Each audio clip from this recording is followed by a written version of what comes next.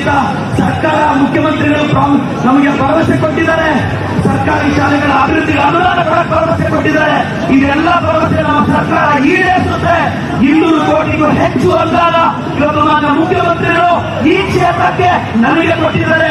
138 ಹಳ್ಳಿಗೆ water filter ಇರಲಿಲ್ಲ. ಸುಧಾಕರ್ 2 ವರ್ಷದಲ್ಲಿ ಯಾವ ಅಭಿವೃದ್ಧಿ ನೀವು ಮಾಡಿದ್ರು?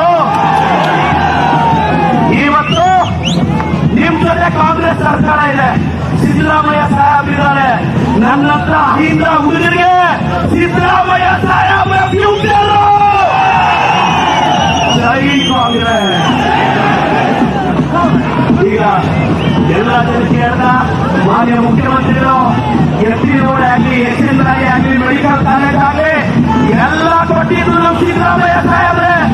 ನಾವು ಕಷ್ಟಪಟ್ಟು ಹಳ್ಳಿಗಳಲ್ಲಿ ರೋಡ್ಗಳಾಗಿ ಕಾಂಗ್ರೆಸ್ ಸರ್ಕಾರ ರೋಡ್ ಹಾಕಿ ಮನೆಗೆ ಕಟ್ಟಿ